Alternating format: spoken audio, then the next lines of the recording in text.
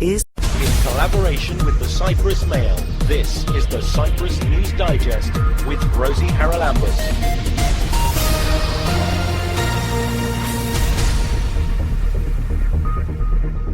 Coming up this week, a united Cyprus is feasible. We'll hear from the leader of the Democratic Party, Averof Neophytou. This island and its people, Greek Cypriots, Turkish Cypriots, Maronites, Armenians and Atlanteans, deserve much more than a division that deprives them of their full potential. And we have great potential in this island.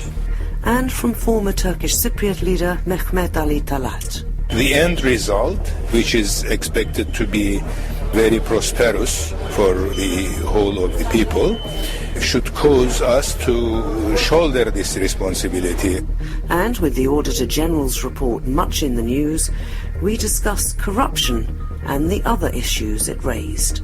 The example of the ex-president of the parliament, Mr. Karayan, has been reported that he's taking a secretary's compensation for 2 as his previous position as president of the parliament and under his current position as a normal MP. Earlier this week, I attended a public discussion entitled A United Cyprus is Feasible, where one of the guest speakers was the president of the Democratic Party, DISY, Averof Neophytou. In his introductory remarks, he said we didn't have the luxury of time to reach a solution to the Cyprus problem. Time is a luxury that none of the communities have. Today, after 4 decades of separation, most of our people have no memories or recollections of our common coexistence. I'm 54 years old, and I have no memories at all of the coexistence of Turkish Cypriots and Greek Cypriots. I have experienced a Turkish Cypriot as a civil servant, neither as a member of the parliament or member of the government. In a few years, most of the people that have experienced it will either be dead or overaged. At the same time, we must emphasize that no one is willing to sacrifice the quality of the solution for the sake of the time. A solution has to be functional, to last in time and make sense for future generations. One of the strong elements of this new process is the agreement of the 2 leaders that only an agreed solution can be put in a referendum. Therefore, each leader, and it's of vital importance, has to put himself in the other one's shoes.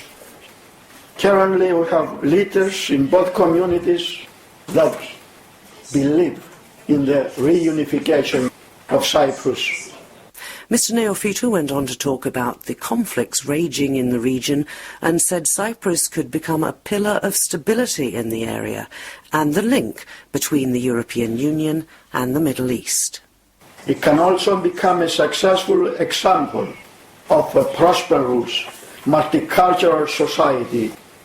It can become a place where diversity and different religions serve as a motive for a better understanding and cooperation, and not as a source of dispute and suffering. But we must remain alert and not kid ourselves.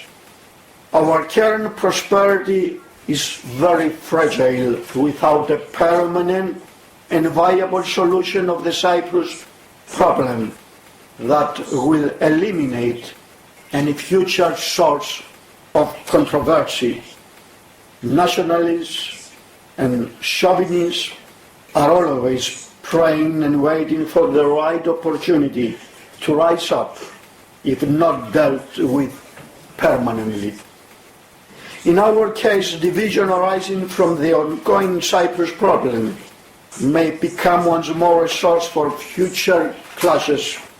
It is our duty towards us and our future generation to reach a permanent and a viable solution.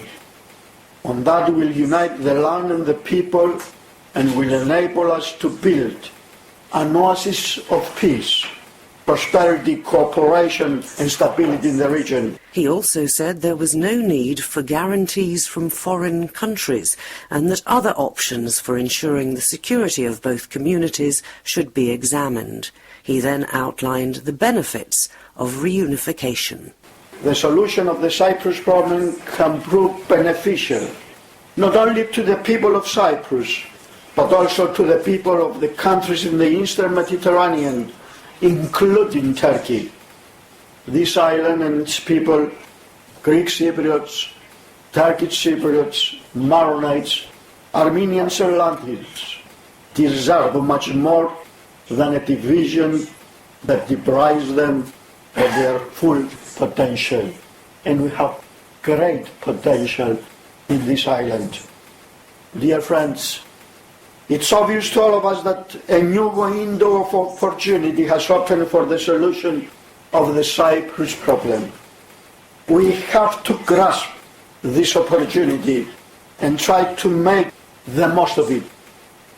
So let us stop perceiving this new peace initiative as a competitive game, a game that one has to lose for the other one to win. Let us work together sincerely, as one team, to win the most important game of our lives for our children. Let us create our common European future. Let us think ourselves as compatriots. A united federal Cyprus with a single sovereignty and a single international personality based on political equality. Imagine the vast capabilities of our human resources, where graduates from our educational system are able to speak fluently Greek, Turkish and English, to act as service facilitators between Europe, Turkey, North Africa and the Middle East, where Christians and Muslims grow up together, live together, make families and business together, and send their children at the same schools. A worldwide example of harmonious coexistence and productive cooperation with the European Union. This is definitely a future worth believing in it. Our vision is one of United Cyprus being in the heart of Europe on an equal basis, to be in a position to contribute constructively in the progress of the European Union and not creating problems in its operations. This is why a solution based on the European acquis, the principles and values on which the European Union is founded, is in the best interest of all Cypriots. Any permanent derogation will be against both communities in Cyprus.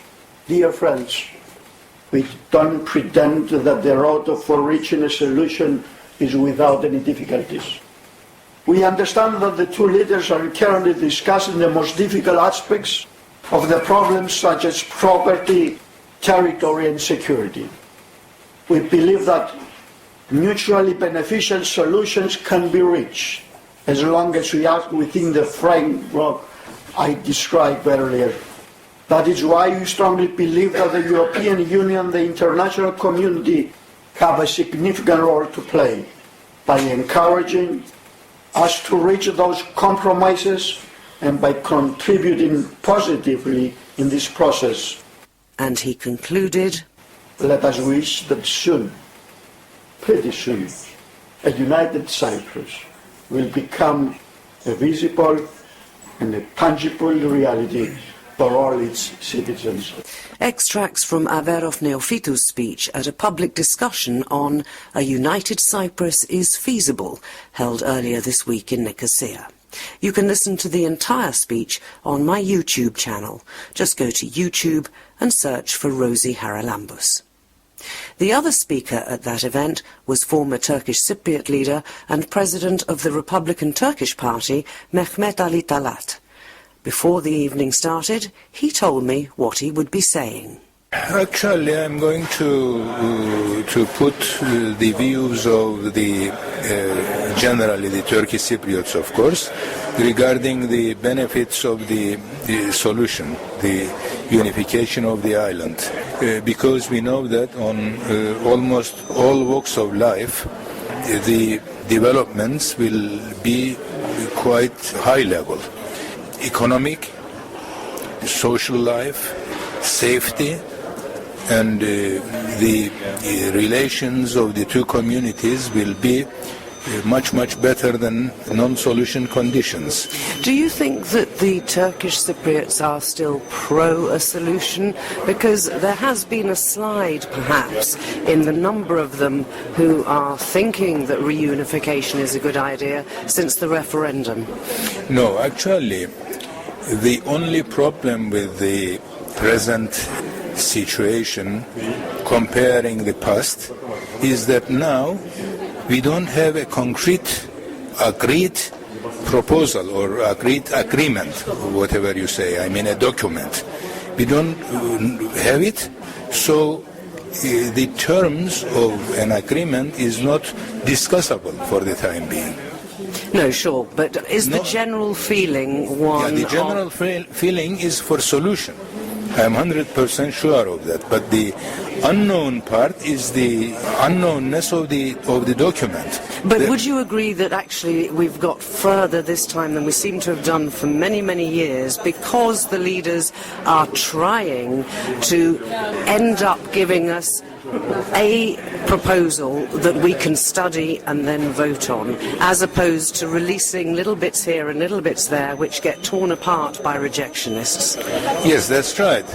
I mean, the blackout, which is implemented for these negotiations, the reason is that because if pieces of the agreement somehow is revealed without the connections with other parts, the rejectionists will use that. So it is a holistic approach and one that you would agree with? Exactly. So, I mean, this was a precondition of the United Nations.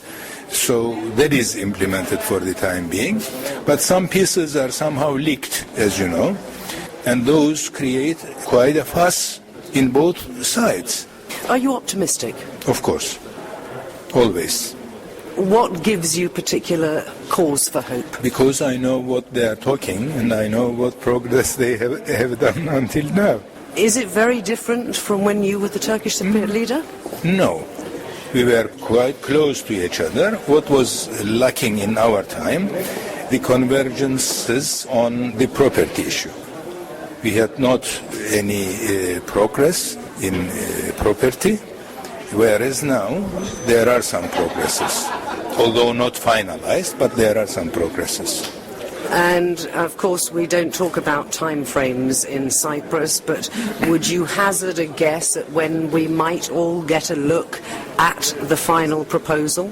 There are some natural time frames, although we don't accept and we don't put forward, but there are some time limits. Of course, one of the time limits is the Greek Cypriot elections for the parliament. So we are looking for a solution earlier than the elections, which means not after March, let's say. That is one natural time limit. But of course, if that is going to be missed, then it will be postponed to after the elections, which will not be good, because a lot of people are expecting a solution earlier, and as soon as possible, to find a solution as early as possible. A lot of people say that even if we vote for a solution and the island is reunified, that is when the really hard work is going to begin, because there will be so many things to implement to carry out what's in the solution. It's true. I mean, with the solution, a lot of measures are going to be taken and a lot of adjustments, some dislocations, and a lot of rearrangements in the public services. All these will be somehow problematic and somehow disturbing. But you are hopeful. Of course, I mean, the end result, which is expected to be very prosperous for the whole of the people, should cause us to shoulder this responsibility and this burden, if there will be any. And that is Mehmet Ali Talat, former Turkish Cypriot leader, who was speaking in Nicosia recently about the feasibility of a solution to the Cyprus problem. In collaboration with the Cyprus Mail, this is the Cyprus News Digest with Rosie Charalambous. The biggest achievement of Crime Stoppers has been the ability of the public to be able to give information about crime anonymously. There's no way I could have kept prostituting without the drugs. There's no way I could have had my body used like a public toilet, because that's actually what prostitution is. And then the fourth series I started 3 days after I'd won the Oscar, so the whole of the Monarch of the Glen experience was all interplatted with the Gosford Park Oscar experience. I was working with Ronnie James Dio, and David was going to reform Whitesnake in 2003. Cyprus was chosen because Cyprus is a stable, peaceful and secure place. We have to really look closely. What are we doing with children? What are we doing with adolescents? And what are we doing with adults that can help them move into a more literate situation? The ones that I'm proudest of are the ones that were true discoveries, where we found something we didn't know existed. Keep up to date with events in Cyprus and around the world with the Cyprus News Digest.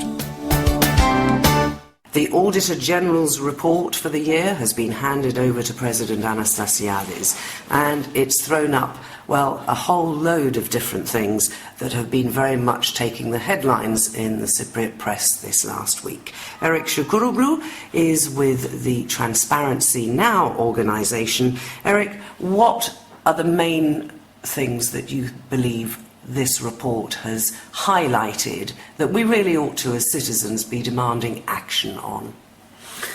We as citizens, members of the Citizens Platform Transparency Now, we are very much concerned, as all other citizens, over the lack of transparency and proper management of public funds by all parties concerned in the public life, be it public servants or political people. The Auditor General's report has highlighted the urgent need for all parties concerned to do something to drastically improve the situation. We see a lot of wrongdoings concerning the management of public money. If you would like to talk about particular items, I'd be glad to. Okay, well, I mean, when you talk about public money, let's talk about local authorities, because they have been very much in the news, and that, in a sense, although I think we've been shocked by the extent to which public money has been mismanaged or even misappropriated in some cases, but cases have been brought to light and people have been prosecuted. So that's something that a few years ago probably would not have happened, but obviously there's still a long way to go. Well, it seems that they have been happening all this time, but we were not being aware of this being happening. The fact is that the local authorities have, to a large extent, been bypassing the proper procedures in all their, in many of their actions regarding spending taxpayers' money. And what is worse is that the local authorities have a degree of autonomy. In other words, even though wrongdoings are being underlined and reported, they have no legal obligation to do something about it unless they are prosecuted. The only way to do something about it is by being prosecuted by the Attorney General. And this, of course, is an unfortunate and needs to be changed. There are other laws as well that need to be changed. I mean, before we started our chat, we were just basically discussing, for example, the salary of members of parliament. Now, that's something that has been very much in the press for the last couple of years, at least. It's been discussed for many more years than that. And the fact that it hasn't even been tabled for discussion, and we're talking here about the extra expenses and allowances for secretaries, for transport and so on, that are topping up an MP's salary. Yes. And the fact that they just keep putting off even discussing it would indicate to most of us that they have no intention of doing anything to change the status quo. Exactly. And the Auditor General has rightfully pointed this out, that the MPs have established regulations for their own, let's say, income or expenses remuneration without these regulations being proper. In other words, for example, it's quite natural for an MP who travels from Paphos to Nicosia to be paid for the expenses that he have made, the transport expenses.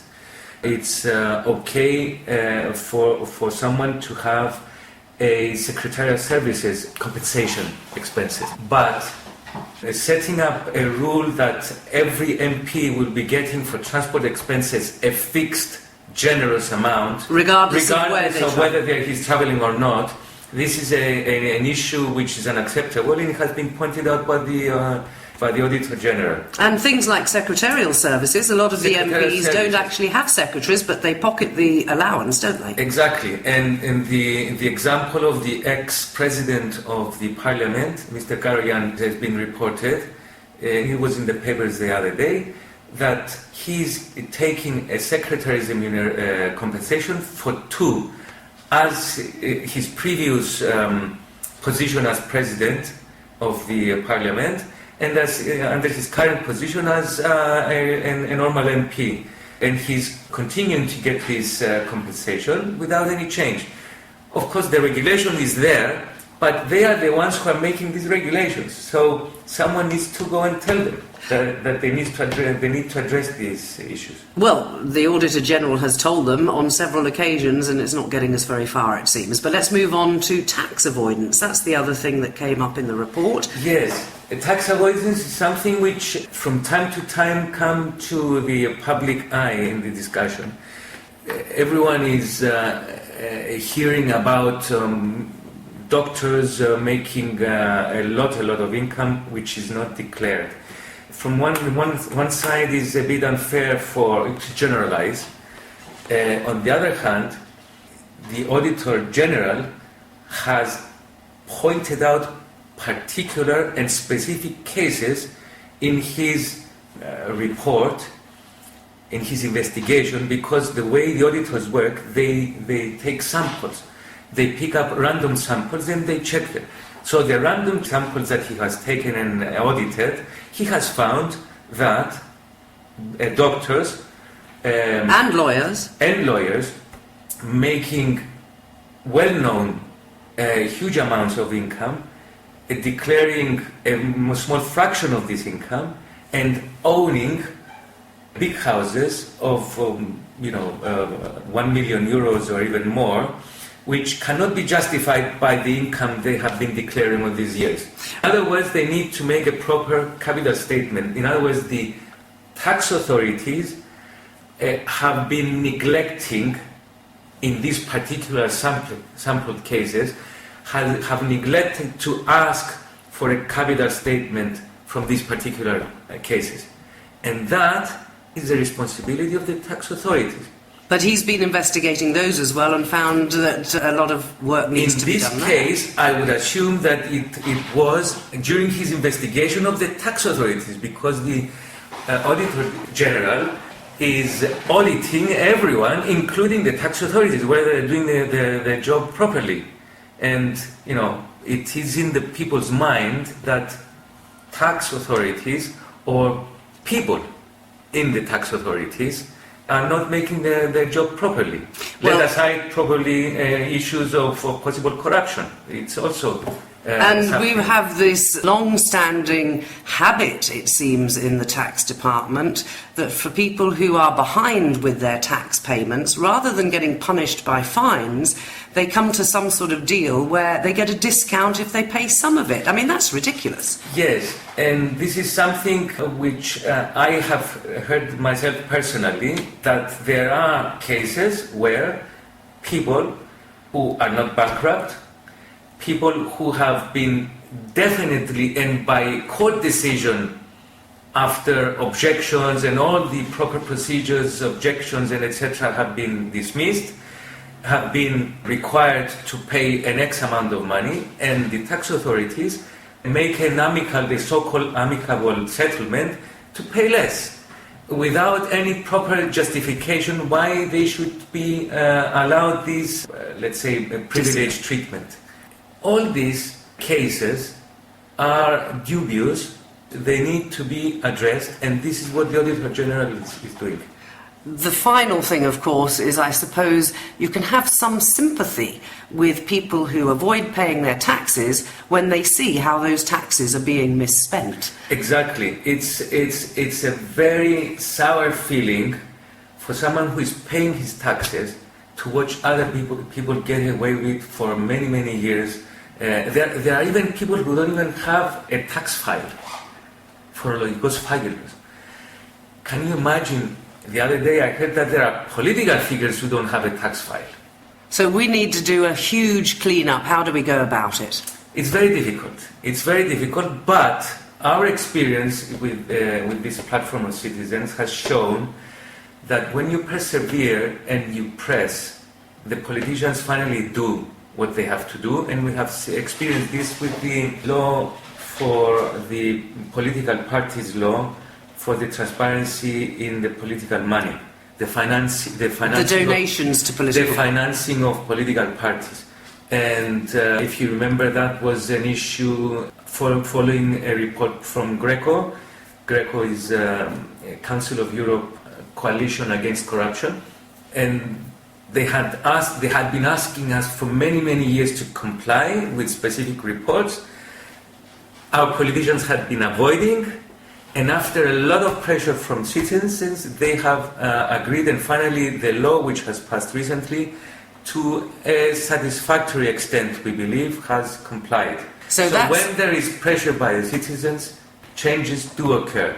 If we sit back and relax and just moan, nothing happens. So what should citizens do? Because it seems that they sort of throw their hands up in the air and say, well, there's nothing we can do about this.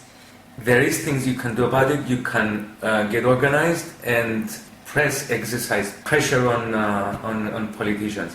And politicians get the messages when they get directly and openly criticism on specific issues. You need to take one item specifically after the other, not generally. You need to tackle issues, and then issues are being addressed finally. And especially with elections coming up. Especially with elections coming up, yes, indeed. That is Eric Şükrüoğlu discussing with us the report of the Auditor General for the last year here in Cyprus.